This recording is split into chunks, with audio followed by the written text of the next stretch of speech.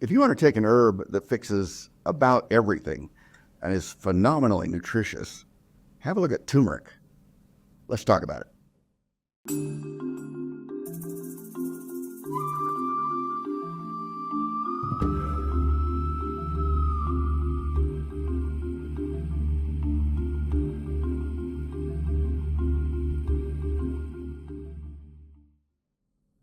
So I'm Dr. Patrick Jones from the HomeGrown Herbalist School of Botanical Medicine, and I'm sitting here in my turmeric garden, right? Yeah, bad chance. I'm in Idaho, and it's November. But just on the other side of that door, there's a lot of bottles, and most of them have some turmeric in them. So I guess it's kind of like a turmeric garden. Anyway, turmeric is a fantastic medicinal plant. It's in the family Zingiberaceae, which is the same family that ginger's in. And the species is Curcuma longa, all right? And it has some other common names. I mean, in North America, we call it turmeric, but they also call it Indian saffron. They call it haldi. In China, it's jianghuang. Apologies for that pronunciation, I'm sure. They call it yellow ginger sometimes, but it's turmeric. And the root's the medicine. So, and it's not a root, it's a rhizome or something, but I'm not going to get to it. It's under the ground, it's a root, okay? Let's not get too hung up on that. Life's too short. Anyway, the rhizome or the root, the underground part is the medicine. And the dosage for an adult, if you're taking the powder, is going to be, 2 or 3 teaspoons a couple times a day. If you're taking the tincture of turmeric, I'd do somewhere between a half a teaspoon and a teaspoon for an adult. The margins of safety are enormous. I mean, it's a very, very, very safe herb. It's safe during pregnancy, which a lot of herbs aren't. It's safe during nursing, lactation, which a lot of herbs aren't. So that's all great. Really great margins of safety. It's always a good idea not to combine any herb with medications, with pharmaceuticals, because sometimes they don't play well together. So if you're on any pharmaceuticals at all, or if you have any serious health conditions, talk to your doctor before you add any herb, to your regimen. Because sometimes they can be a great benefit, and sometimes, especially with pharmaceuticals, they can not be. Okay, sometimes they can cause problems. Let's talk a little bit about the actions of this plant. So most of the actions are from a chemical called curcumin, which is a polyphenol, and it has all kinds of extraordinary medicinal actions. And of course, there's lots of other chemistry in the plant. And that's one of the reasons that I recommend that you take the whole plant, and not the whole herb, the whole root of turmeric, versus distilling out just one chemical. God gave us this fantastic package, and it's got dozens of really valuable chemicals in it and really valuable nutrients. Why would we want to reduce it down to one thing? It's a package deal. So just... you can buy curcumin at the store, and that's great, and it does great things. But I think if it's distilled out from the plant to the point where it's just one molecule, you're kind of missing the point.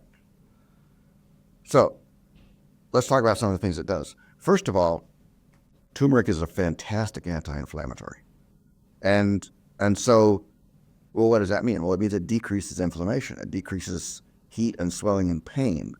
And that can be anywhere in the body. Whenever we think about inflammation, we think, I got a sore knee, I got inflammation in my knee, I got arthritis in my knee. And so, turmeric would be fantastic for that. But it's good for inflammation anywhere else. Any inflammation you have, arthritis anywhere in the body, it's good for.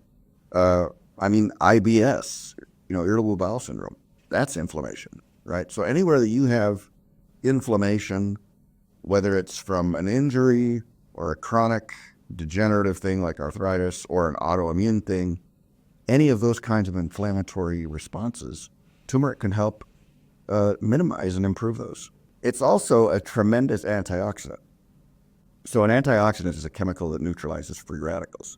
And free radicals are chemicals that the body produces through normal actions, metabolism and muscles contracting and all the things your body does, produce waste products and byproducts. And one of those is free radicals. And free radicals are little molecules that are, they're missing an electron in their outer shell. They're really grumpy about it. And so they want to steal one from somebody else. So they want to bind with other molecules, or they want to rip an electron off another molecule. They're just very destructive to chemistry and to the tissues and to the metabolic processes of cells. And so, free radicals have been linked to every degenerative disease you can think of, every neurodegenerative thing you can think of: Alzheimer's, dementia, arthritis, autoimmune disease, cancer, diabetes. I mean, free radicals play a big role in wrecking your body. Okay. And so taking antioxidants to neutralize those free radicals is very powerful and very healthy. And turmeric's great at it. It also has some important anti-cancer properties. That's right. It's got anti-cancer properties. And so, for example, it stimulates apoptosis, which is the fancy word, the fancy doctor word for cells deciding it's time to die, right? And so what turmeric does is goes up to the cancer cells and says, you've had a long, hard day. You've been here a long time. Maybe it's time to go sit in the corner and die, right? Maybe you've outlived your usefulness here in the body. And that's apoptosis, when the cells just decide, oh, I guess I'm done, and they die. And cancer cells, that's one of the ways that we kill them. Some pharmaceuticals do that. They stimulate apoptosis. But turmeric does it too, really well. It also interferes with angiogenesis. And angiogenesis, angio means blood vessel, and genesis means creation, right? And so angiogenesis is the creation of blood vessels. And cancers grow really fast, and they need a lot of blood to feed them and to carry away waste and to bring them oxygen and do all the things blood does. And so they attract new blood vessels to grow towards them and feed them. Okay, and turmeric shuts that down. Says, no, you guys have enough resources. You don't get any more blood vessels. So that slows the cancer and starves the cancer. It interferes with cancer cell proliferation, so they can't divide as effectively. It interferes with signal modulation between cancer cells. It interferes with, it increases the sensitivity of some cancers to radiation and chemotherapy, right? And so it's just a really fantastic herb for anti-cancer properties. And I'm not saying if you have brain cancer, take turmeric instead of going and getting your brain cancer fixed. Doctors are good at fixing cancer. But what I am saying is that taking turmeric a lot as a normal part of your life is going to be shutting down and suppressing and eliminating cancers before they can even get started. Okay, so it's a great preventative, and it can be a great addition in some cases to cancer protocols, but that's something you've absolutely got to talk to your doctor, because my rule of thumb with cancer treatment and herbal medicine is you don't combine them, because a lot of times the herbs can completely negate what the drugs are trying to do. Okay, so talk to your doctor about it. It may be that turmeric's okay with what you're doing, it may not be, but that's a decision for you and your doctor to understand, because he knows what drugs you're on and what he's trying to accomplish. Okay. Turmeric's also really great for the digestive system, for the processes of digestion. It stimulates bile flow from the liver, so it makes the liver make more bile and flow better with the bile. And bile helps with the emulsification of fats, so that you can digest fats. It also helps bile's slippery stuff, right? So it lubricates the gastrointestinal system and helps everything move along like it should. Turmeric also enhances the secretion and production of digestive enzymes by the pancreas. Okay, and so, if you think about food as being little particles of molecules, the enzymes in your digestive tract break those foods into little things that your cells can identify, right? Your cell doesn't know what a strawberry is, but it knows what a glucose molecule is, and it knows what a vitamin C molecule is, right? So the enzymes break it up into little pieces, and then there's receptors on the cell that pull those in, the things that they want. And turmeric helps activate and improve the function of and improve the secretion of those enzymes. It also improves absorption of those nutrients. So really great for digestive support. If you want to get more out of your food, more nutrients, take turmeric. It's also very good for the circulatory system. It helps the heart, it helps the blood vessels, and a lot of that also is from the antioxidant activity, but it does other things too, to just improve cardiovascular health. Turmeric also has some significant neuroprotective functions. And again, some of this is from the antioxidant actions, but that's not all it's doing. The antioxidants, the anti-inflammatories, and the curcumin also have some direct impact on cellular health in the nervous system. And so, for cases like Alzheimer's disease or dementia, or just being over 40 and being forgetful, for brain fog, things like that. And not only to help manage and slow the progress of things, but if you're taking it ahead of time, again, it's preventative. It's keeping your brain healthy so things like that can't happen to it. So let's talk about a couple of turmeric's buddies, right? His BFFs. And one of those is Boswellia, which is also, it's frankincense, okay? Boswellia is the genus. Herbalists tend to call it Boswellia. Essential oil people tend to call it frankincense. The three wise men called it frankincense, so maybe we should call it frankincense. I don't know. They were pretty smart. Frankincense, or Boswellia, the herb, I'm not talking about the essential oil, I'm talking about the herb, has a very powerful anti-inflammatory property. Okay, well, the oil does too. Okay. But the herb, taken internally, has very powerful anti-inflammatory properties. And when you combine that with turmeric, they just work beautifully together. You get this synergistic 1 + 1 = 3 kind of enhancement. And so if you're using turmeric specifically for inflammation, for arthritis or something, put some Boswellia, some frankincense with it. Then it'll really work great. The other BFF of turmeric is black pepper. And black pepper, and this is true for a lot of herbs, but it's particularly true for turmeric, that black pepper markedly enhances absorption, and it markedly enhances bioavailability of the other herb and the actions of the other herb.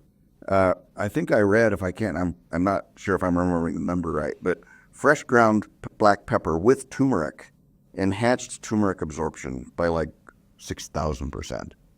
I mean, if you're going to take turmeric, take some black pepper with it so you absorb more of it, right? Otherwise, your liver doesn't like it, kicks it out, right? But if it's got a little black pepper with it, it works much better. And it has to be fresh ground. Okay, the black pepper ground up in your black pepper shaker probably isn't going to work as well. It oxidizes very quickly once it's ground, and it's just not nearly as effective. And so you can either, if you're tincturing turmeric, you can put some fresh ground black pepper in it. Or if you're taking turmeric or any other herb, grind some black pepper into the tea or into the, however you're taking it, right? And it really does enhance markedly the absorption and the bioavailability and the actions of those other herbs, especially turmeric. You're crazy to take turmeric without a little bit of fresh ground black pepper. So let's talk about how you grow and harvest turmeric, okay? And it's sort of a tropical plant, all right? So the best way to grow it is to move to some nice semi-tropical or tropical place.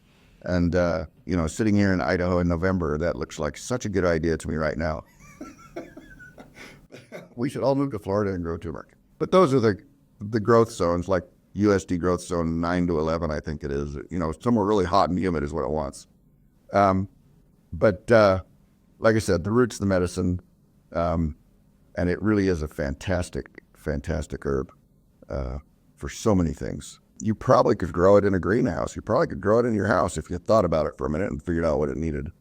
But you're probably not going to be able to grow it in your garden unless you live somewhere, pretty hot and humid all the time. So there you go. Turmeric, a fantastic plant. This is a plant that's safe enough for long-term use as a tonic, as a general nutritive, just a fantastic resource for your body. I do recommend if folks are going to take herbs long-term that you take a day off every couple of weeks just to kind of give your body a break. But turmeric is really something that would be a fantastic addition for so many reasons that I really recommend it.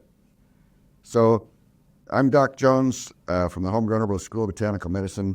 If you want to swing by HomeGrownHerbalist.com, we've got turmeric there. We've got several different formulas of turmeric. Go just do a search for turmeric at HomeGrownHerbalist.com. You'll see all kinds of stuff that we're using it in.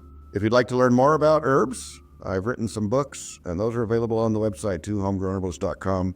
And if you're really serious, have a look at the HomeGrown Herbalist School of Botanical Medicine. We go very, very deeply into all kinds of topics, all kinds of herbs.